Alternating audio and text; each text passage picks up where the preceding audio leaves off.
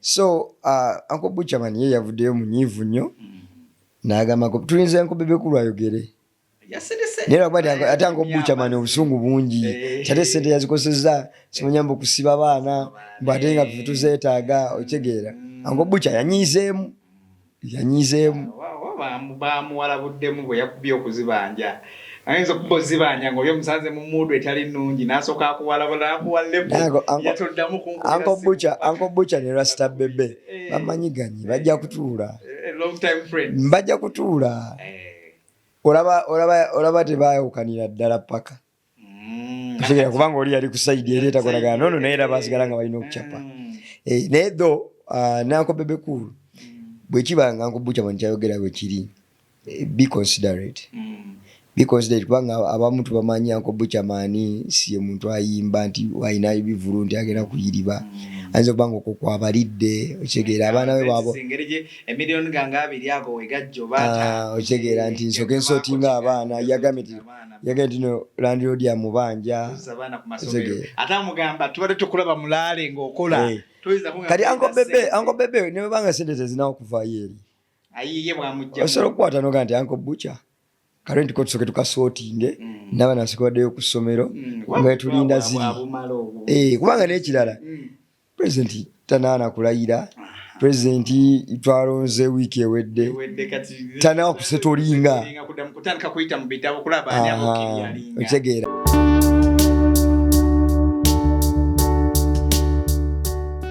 tukyali ku Busasa Media gwe munaffe atugoberera. Thank you for following the stories zetuteekayo ne zetuwaako okulambulula n'ozitegeera bulungi mu buwanvu bwazo. Nkyali ne Brandon Shafu ali Radiant TV guy. Twagala kwogera ku nsonga Brandon, twagala twogere ku Jjajja Butcher. Lwaki tebamumatira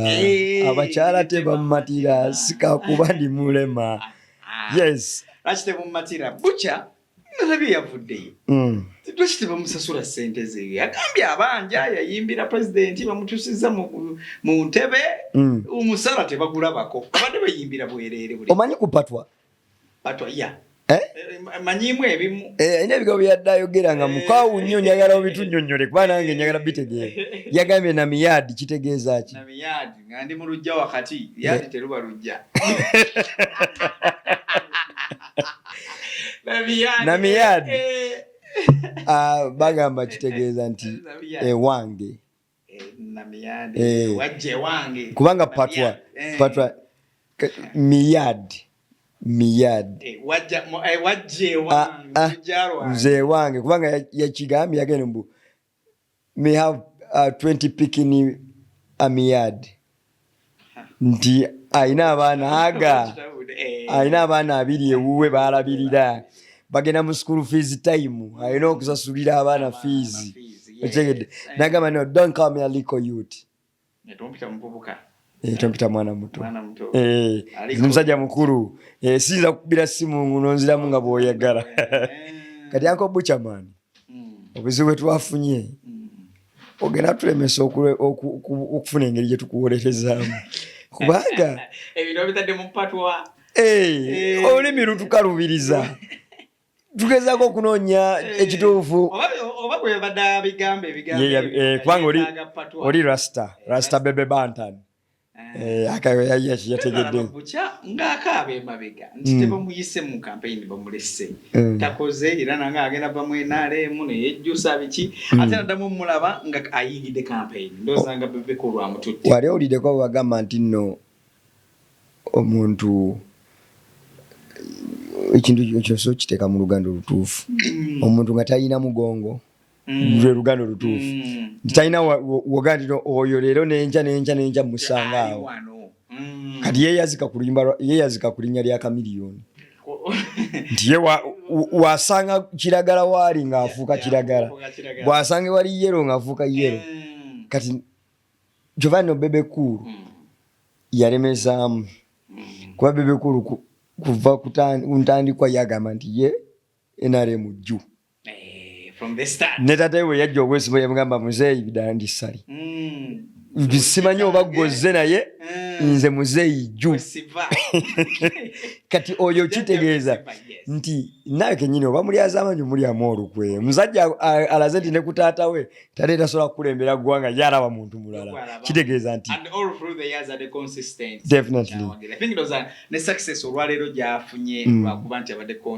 okyegera ate nekibeera nti no n'ebifo alinga ye ataasaba bifo yaga nti mumpe ekya mobilizer munkwasa ekya entertainment so ye azakifuna though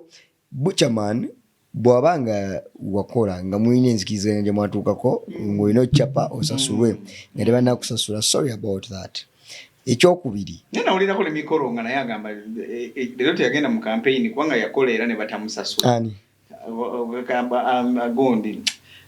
DJ Michael Chidisempli yagenda mu campaign kubanga yakola ziri ekisanya kiri ne batamuwa sente kati simanyi ndagaano ki ze bakola zino oli awo ng'operform era bwe mbadde ngenda okugambira nti yango Butcherman waliwe mwali mwaguli nga tetwamanya abayimbi bwe mbanga mulina ebintu byemukola nga mukimanyi nti kinaagana muddamu ffe mutulageeko ku mpapula nti banaye ndi mukusayininga n'Edwin ngenda mumucapira yagambye bwatukanyiza kwanko Butcherman yatandise bulungi yagambye nti tulanidde muzeeyi tumukomezaawo mu ntebe tukoze temukoze eki tulaba sayidi embagisasudde sayidi tebagisasudde kati ati endagaano zaali zitya eyabali eyinza okuba endagaano nti munsasula n'entuuyo zikyandiko ate mweya mweyinza okubeera nti tucapa omusajja ajja tulabamu mbu abakola ne bebe mbu balinga ofuna allowances actually bwe kibaddenga kubanza jukira era n'abalala bazifuna sente ne campaign zile ziwedde bazifuna sente nga bamaze okukola ne bakuwa lumu milioni zo 2 zokoledde n'ogenda weeyagala so I think this time mukola nga ofuna just allowance na facilitation wakuyamba kutambula ku ewaddako ewaddako kati mumala campaign buli omu ne bagamba okubye rallies bweziti sente buli lalo wadde okubira sente bweziti obanja milioni 5 accountability nejjawo nezigenda ku account ne bazibawa so I think tezira kati zinna ndi nange kyengamba nti oba oli awo yanigumiikiriza naye ndaba papier musajja nga tanana kulayira kubanga kati nze I believe Bebe Cool respecting nnyo Butcherman cause mukulu munne Butcherman wagamba nti yakubira Bebe Cool esimu nga Bebe Cool ayogeranga azalawa amuyisaamu oba koza zaali nyingi omuntu abeera frustrate ndagala mwana story ki okitegeera so nze ndowooza nti Ezo kubira omuntu nga calls zamususeeko dda n'akuddamu enhawuli olwa pressure obanga naye yennyini yannyonnyola nti bannaye sente zizinawo kujja mu ngumiikirizeemu ne balowooza nti yazifunye kuba kati olaba bona babirivi nga zonna zirina kuba nga ziyita mu channel y'emu okitegeera nti bona badde bakolera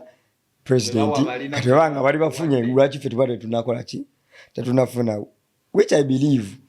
nti kiyinza okwawukana omanyi ebintu byeyo waggulu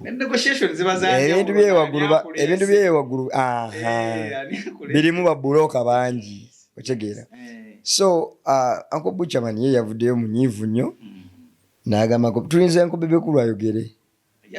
naye lwakuba ate Uncle Butcherman obusungu bungi ate sente yazikozesezza simanyamba okusiba abaana mbwate nga ffe tuzeetaaga otegeera Uncle Butcher yanyiizeemu bamuwalabuddemu bwe yakubye okuzibanja ayinza okuba ozibanja ng'oli omusanze mu muudu etali nnungi n'asooka akuwalabula akuwallepo yatoddamu Uncle Butcher ne Rasta Bebe bamanyiganye bajja kutuula bajja kutuula olaba tebaawukanira ddala paka kutegeera kubanga oli yali ku sayidi era etakolagana nono naye era baasigala nga balina okucapa naye tho ne Uncle Bebe Cool bwe kibanga Uncle Butcherman kyayogera bwe kiri be considerate kubanga abamu tubamanyi Uncle Butcherman si ye muntu ayimba nti alina ebivulu nti agenda kuyiriba ayinza okubanga okwo kwabalidde okitegeera abaana be bwabo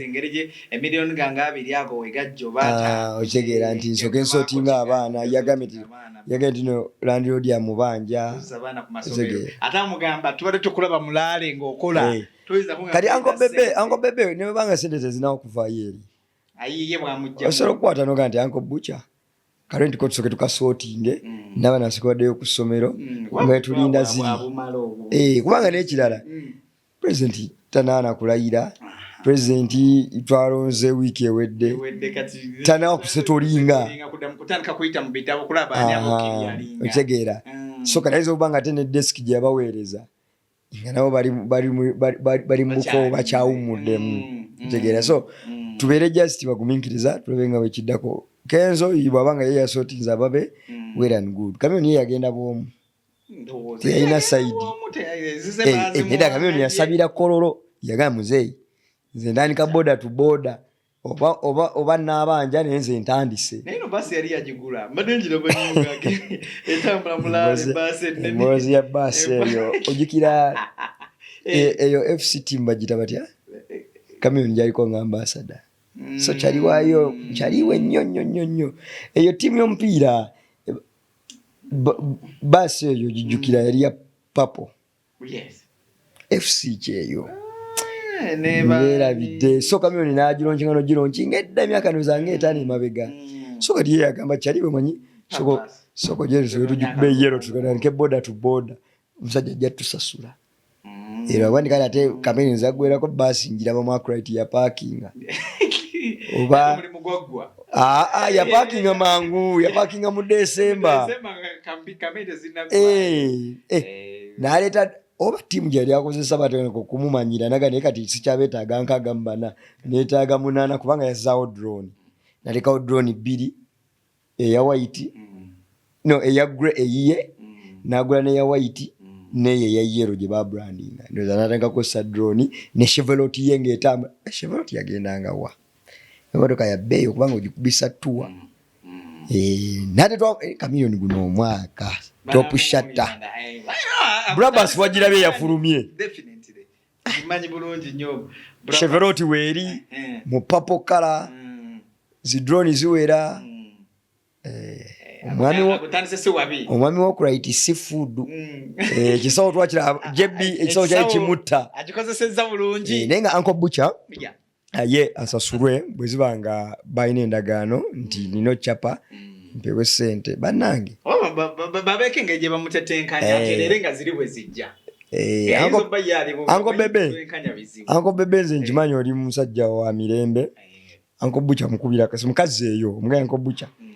nkuwulidde ng'ontwalamu likozisibanya fokrit biki byonna yabyogedde patwa naggwayo era weddaze buli wempulira akagambo nga nkubira omuyimbi bampino kano kategeeza ki nagamba namiyadi kitegeeze wange nengamba kati pikini kitegeeza ki tibulito dogo nengamba abo baana kati fokrit nemanya nti ekyategeeza kiri ekya F kati nembigatta nembitegeera nemanya nti Uncle Butcher mukambwemu naye mbeera ekusukkako omanyi aiza nuba yagikoledde ne landiroodi oba obanja Uncle Butcher osooka omusaasiremu byakugamba bye bituufu tannafuna kwatira Federation muddamu nga muddamu ku lwokubiri tugenda kuddamu essaawa yonna si ssaawa yonna kati gwe MC wa Federation nkusinga okumanya ebiri mu Federation tokola bintu ebyo Uncle Kenzo yabagamba essaawa yonna esobola otegeeza ku lwokubiri lwakubiri jagbeera ennaku z'omwezi 27 koleza sako abo bamanye zifuna tutya kubeza sako bizajja kati ababadde batasevinga ayesawa nawulidde namwe bannamawulire zammwe zijja ŋŋambyeko bugambi nti mpulidde ezammwe waliwo yakedde okunkubira essimu naŋŋamba ku ssaawa emu ey'okumakya naŋŋamba owaaye izazze naye kati gwe sekretary general nkoze otya ne mugamba sinnamanya naŋŋamba bakubira abasajja essimu naŋŋamba nkubiddeko ku president Abike nga naye tannamanya nkubideko chairman wa Sako tannamanya mwangamba mulimu entertainment hosi association mwali mu group nga muyomberamu no munonya bakulembeze bamwe MC Katsi Ramiti Miles Daginice abo bapya tuyina abali ku roots ate mwagamba ejawu tena mwagamba ejawu tena kye bakoledde ejawu amutu musirise nnyo mwani present receiving ejamba lyaffe nange noonya ragadi kubanga ffe tufolinga under NCF National Culture Forum batugamba biliyoni 28 zajja ne baba bazikako abantu bangi bazikako n'abasiiga ebifaananyi buli creative ali omwo ba YouTube bamugende wa Uncle Kasuku president waabwe yali Jajja Ichuli Jajja Ichuli ne bakola offices azitambudde bwe yafa Saddam kutegeera kuba nalabako nga Sudi mutabani we Rajiv yali abawadde ku kizimbe kye bali bakola bajja bateeka office kati simanyi kyakomawa ani yali vice we ate yagenda Canada gundi kayibizo mukaye kati kubanga kino ekya longo gundi banga kuku Kasuku ya diringa ekyalongo lwale lwakuba bangamba gyali nyina okuba emitwalo aga yalina okuba emitwalo 5 nga omaliriza si buli wojja okukola bakwata YouTube channels nga boolaba boosasula akalango ku TV nti atugenda kola live osasula airtime oyo kati bali nabo bali basasula airtime naye nga basasula oba mitwalo 5 naye mbu baafunanga agaaga nga wali amajambiya nze nabaleeta 10 kati mwena funaga alenga maguru baziriddeko kati ekyo nkugamba zijja ziriibwa mu kutendera obuzibu kyali awo naye olaba nga tuze walere wankubucha mani Uncle Beba ajja kukolako olaba Uncle Beba akola ku kuguni Shoni style kale bwatyo tubadde Busesa Media ko kyali Edwin Kamwachinara Brandon Shaff obadde otegeeza kyawo beto gwata biraba Shoni yatugulirawo omwaka nabiraba loni mutabazi yandaka ne Uncle Shoni rale eno bali banoonya kalulu ka president nga naye alina obululu bwanoonya sajja wa manyo kirungi kusevinga bintu toyinayo kopi naawe nkakolageko mwena